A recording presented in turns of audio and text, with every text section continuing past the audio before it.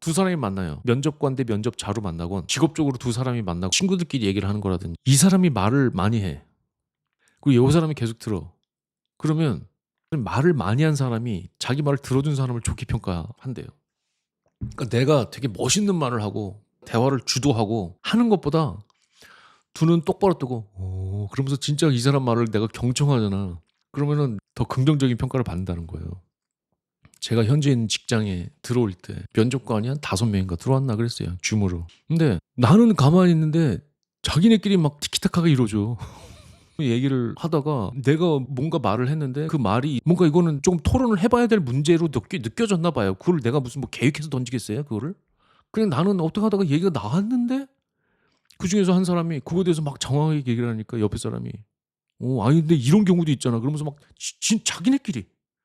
자기네끼리 막 왔다 갔다 하느라고 정신이 없더라고. 나한테 질문도 안 해. 근데 끝나니까 저에 대해서 되게 좋은 인상을 받았다고. 좋은 인상을 받았대. 뭘 했다고 내가.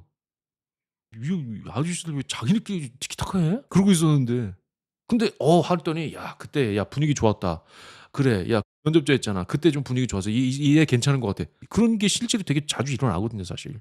그래서 이거를 딱 들을 때 '아 이거 맞는 말이다.' 이렇게 생각했거든요. 그러니까 어떻게 보면은 너무 막 보여주려고 '내가 똑똑하다. 내가 이런 생각 갖고 있다. 나는 이런 열심히 하는 사람이다.'라는 걸 너무 보여주려고 막 하면은 그게 인제 면접 장소를 떠나서 뭐 동료들끼리 얘기하는 거라든지 친구들끼리 얘기를 하는 거라든지 내가 막 보여주려고 막 하면은 좀 피곤해. 그 반복되면 피곤하거든요. 근데 인제 내가 되게 눈빛을 똑바로 쳐다보고 되게 들어주고 내가 리액션을 하면은 사람이 말할 맛이 나잖아요 여러분.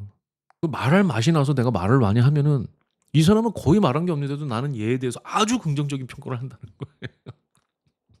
영업에서 필요한 기술인데요. 영업에서 많이들 그렇게 하죠. 제가 인제 영업을 당하는 입장에서 좀 파워풀한 영업 사원이다라는 걸 느꼈을 때는 이 사람은 '아니 이런 사람이 어떻게 영업을 해?'라는 느낌이 오는 사람들이 있었어요 저는. 여러분 뭔 말 알?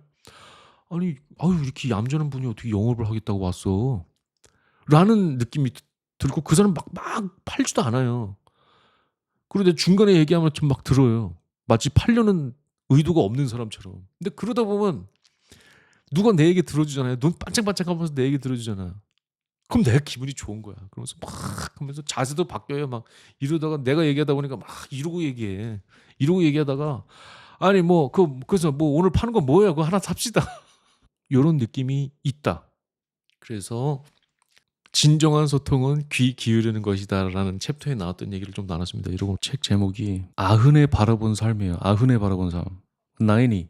근데 인제 이 책을 쓴 분은 책 속이 맞냐고요. 책 갖다가 인제 지지고 볶고 요리를 하는 거지. 예. 이분이 보니까 뇌졸중에 걸렸다가 몇 년 전에 회복을 했어요. 그러니까 그 골든타임 안에 들어가면은 살잖아요. 그 사람이 다시 살았는데 의사가 뭐라 그랬냐면은 "2달 내로 재발할 확률이 굉장히 높다."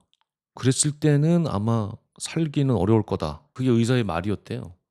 그러니까 이분이 그 이후에는 아침에 일어나. 아침에 일어나면 살았네.' 아침에 딱 눈 떴어. 창으로 햇빛이 들어와. 여기 살았구나. 안 죽었구나.' 그러면서 하루를 시작하니까 자기가 되게 에너제틱하게 살고 있다고 하더라고요.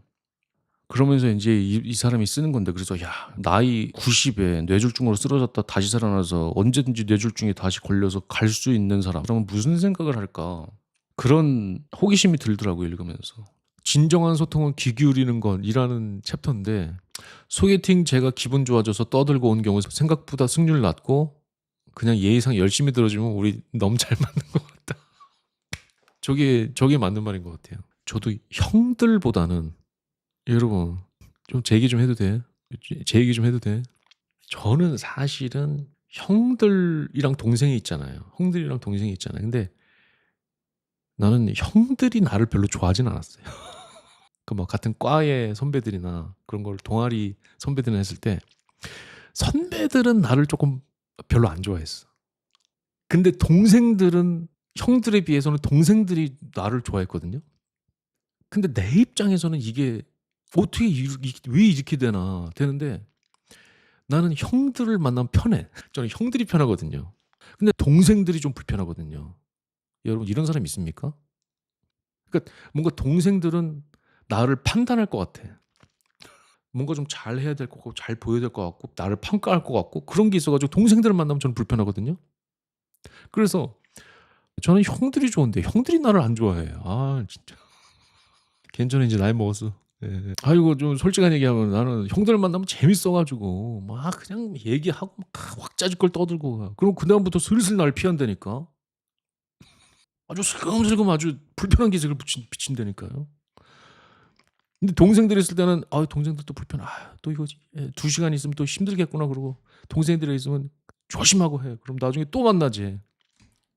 근데 인제 이 말을 들으니까 진정한 소통은 귀 기울이는 것. 요거를 들으니까 그게 쪼끔 비슷한 현상이었던 것 같아요. 동생들이랑 있을 때는 그냥 얘기 좀 들어 주고 그냥 그렇게 해야지. 사람이 편하지 않으면 말 많이 안 하잖아요. 그렇습니다 여러분. 이분이 한 얘기 중에서 조금 귀에 들어오는 게 이거예요. 잘못한 기차가 때로는 목적지에 데려다 준다. 이게 인도 속담이래요. 이 사람이 자기가 옛날 같으면은 이런 거에 대해서 별로 그렇게 맞다고 생각 안 했을 텐데 자기는 지금 너무너무 맞는 말이라고 생각을 한다고 그러거든요. 잘못된 기차가 때로는 목적지에 데려다 준다. 근데 이게 이미 저 레드님이 말한 것처럼 이미 사실 많이 나와 있는 말인데 우리가 이런 말을 들을 때 대충 이렇게 좋은 말이네 이렇게 생각해요. 근데 그거를 내 삶에서 진짜로 받아들일 수 있느냐. 그러니까 몇 년 동안 준비하던 공무원 시험에 떨어졌어. 그래서 아예 다른 걸로 취직하려고 그래. 이제 그럴 때 잘못한 기차가 때론 목적지에 데려다 준다를 내 삶에 적용을 할 수 있느냐. 괜찮다라고. 그게 인제 어려운 것 같거든요. 쉽지 않은 얘기 같거든요. 잘못 기차를 탔기 때문에 나는 망했다고 생각하게 되는 이유를 뭔가 실험실 식물 대 야생의 동물 우리는 인생을 어떻게 생각하냐면은 특히 한국의 젊은 층은 인생을 나도 사실 나도 그거의 대표 주자였고 인생에 대한 관념이 이거예요.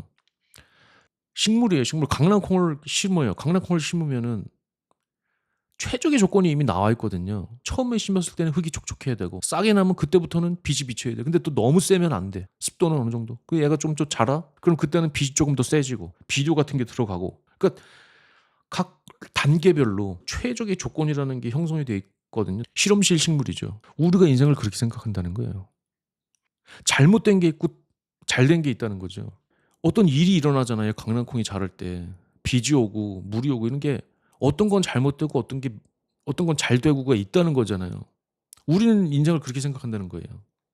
그래서 잘못한 기차가 때론 목적지로 데려다 준다는 틀린 말이죠. 이 시각에서 보면. 뭘 잘못한 기차가 어떻게 목적지로 데려다 줘. 그래도 제대로 기차 타는 게 낫지 않나? 이렇게 되잖아요. 근데 삶이라는 거는 실험실에서 식물을 키우는 것처럼 되지가 않는다는 거예요. 그러니까 아직 내가 학교를 다니거나 그런 입장에서는 초등학교, 중학교, 고등학교, 대학교, 취직 준비, 취직 이렇게 되게 정형화된 걸로 가기 때문에 각 레벨마다 최적의 조건이 있다고 생각하기 되게 쉽겠지만은 인생은 오히려 야생의 동물에 가깝다. 랜덤하게 일어나는 사건들이 나한테 오고 그 랜덤하게 일어나는 사건은 나중에 들어보면 좋다, 나쁘다 딱 말할 수 없는 것들이 있는 거거든요. 뭐 멧돼지가 조금 성장기에는 그래도 영양이 많이 오는 게 좋잖아요. 근데 멧돼지가 못 먹었어. 아 그럼 저또 멧돼지 망했네. 근데 그래 봤자 못 먹은 멧돼지가 여기서 살고 있고 잘 먹은 멧돼지가 저기서 크게 살고 있는데 포식자가 나타나서 얘를 먹으면 나는 옛날에 일어났던 일이 적어도 나를 죽이는 쪽으로 작동을 하지는 않은 거죠. 그리고 심지어는 내가 잘 먹었어도 아니고 잘 못 먹었어도 아니고 그냥 비가 와서 한쪽이 물에 잠겼어. 그럼 막 다른 쪽으로 떠나가고 거기서 또 먹을 거를 찾아 나가고 그렇게 사는 거잖아요. 그러니까 근데 인제 살다 보면 모든 게 다 통제되고 최적의 조건이 우리가 판단할 수 있는 상황이라는 게 점점 더 없어지거든요. 그러다 보면은 인제 '아 인생이라는 게 그냥 좌충우돌하면서 그 조건에 맞춰서 그냥 최선을 다해서 살아갈 뿐이구나.'라는 거를 자기가 알게 되죠. 자 근데 채팅 좀 볼게요. 그건 목적지에 도착하고 나서 알 수 있는 것 같아요. 목적지에 도착하는 게 목적지가 어딘데. 내가 잘 설득을 해낼 수 없을 것 같긴 한데 이거예요. 잘못한 기차가 때로 목적지로 데려다 준다는 거는 내가 목적지가 정해져 있는데 잘못 타서 망했다고 생각하는데 걔가 똑같은 목적지로 데려다 준다는 인상을 주겠지만은 사실 저는 진실은 내가 있는 데가 목적지야. 알고 보니 내가 현재 있는 자리가 목적지였어. 그래서 나를 여기까지 인도해 준 모든 기차가 다 맞는 기차였어요. 저는 이게 사실 정확한 인식이라고 생각하거든요. 그러니까 나는 저기 목적지 가고 싶었는데 지금 잘못 탔어. 근데 알고 보니까 이 기차가 나를 일로 데려다 주네. 가 아니고 내가 있는 곳이 목적지야. 지금 현재의 내 상태가. 그리고 나한테 일어났던 모든 일들이 다 여기로 오기 위한 기차였어. 라는 게 저는 정확한 인식이라고 생각해요. 그러니까 지금 우리 책 얘기하고 있으니까 이 사람 얘기를 해보면 이 사람은 그거예요. 그러니까 회사에서 뭐 좀 승진하고 회사 일을 많이 하고 싶고 뭐 경영에 관심 있는 사람이니까. 근데 회사에서 취직을 했대요. 근데 자기는 미국 오피스에서 일해서 여기서 쭉쭉쭉 승진하고 싶었는데 싱가포르로 보내고 싱가포르에서 또 괌인가 어디로 갔대요. 아무도 없는 데로. 그래서 거기서 한동안 일하다가 마음에 안 드니까 자기가 나왔는데 어찌저찌 하다 보니까 자기가 괌에서 일하던 거를 썼는데 사람들이 그거에 대해서 반응이 오다 보니까 자기가 했던 경험을 나누는 얘기를 하니까 뭐 이 사람이 말빨이 좋겠죠. 그러니까 사람들이 이 사람 말을 듣고 싶어하고 책도 내고 강연도 하고 방송도 하고 하면서 자기가 어떤 경영 사상가의 길을 걷게 됐다고 얘기거든요. 전혀 자기가 뜻한 길이 아닌데.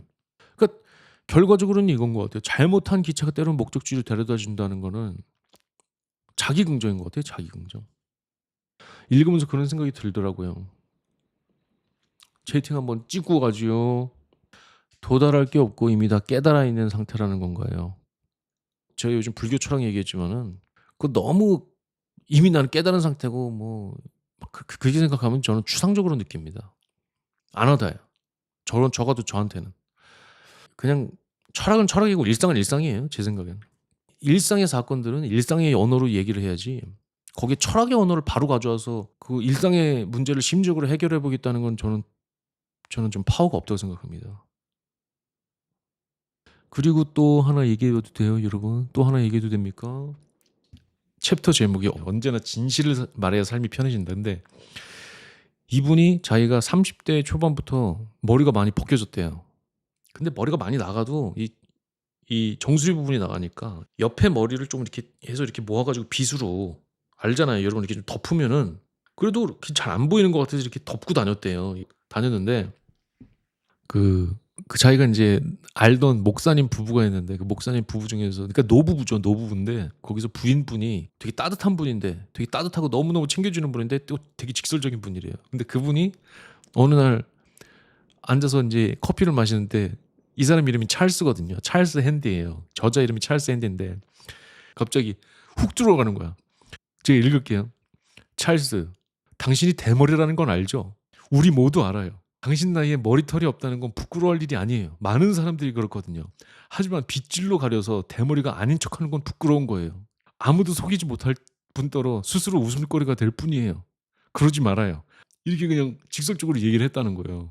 이 사모님이. 그래서 이 사람이 그때 굉장한 충격을 받았대요. 이 찰스가. 이 저자가 굉장한 충격을 받았대요. 자기 가장 어떤 숨기고 싶은 부분을 나 너 알아. 너 그런 거 다 알지. 그거 하지 마. 그렇게 딱 가리지 마. 그리고 딱 얘기를 해보는 거예요. 근데 이분이 그래서 에라 모르겠다 그러고 밀어버렸대요. 여기를. 그래서 다 밀고. 근데 미니까 너무 편했대요. 자기가 다른 사람인 척 하는 것 같은 느낌도 없고 이게 보일까 말까 하는 것도 없고 그냥 나는 이렇다 그러니까 되게 이 사람이 해방감을 느꼈다고 책에 써 있더라고요. 근데 이제 언제나 진실을 말해야 삶이 편해진다. 이제 그 책의 챕터의 부분인데 더빙 투 있잖아요. 더빙 투. 찰스. 당신이 대머리라는 거 알죠? 우리도 모두 알아요. 이게 너무 웃겨. 여기 데이빗이었으면 좀 덜 웃겼을 것 같거든요. 어쨌든 여러분 그렇습니다. 그래서 오늘 이렇게 지금 책 얘기를 했는데 찰스님 대머리만 기억난다고요? 아유 라이브 조졌네. 이거를 초반에 하고 심각한 얘기를 뒤로 했어야 되는데 심각한 얘기를 먼저 때린 다음에 웃긴 걸 마지막에 때리니까 그냥 책이 그냥 책이 그냥 그거밖에 안 남네. 지금 라이브 조진 것 같은데 이거 뭐 이거 영상으로 쓸 수 있을려나 모르겠네요. 마지막에 너무 강렬하죠. 예. 그러면 여러분 이쯤에서 마무리 짓고요. 예, 여러분 그럼 살펴들 들어가세요. 네.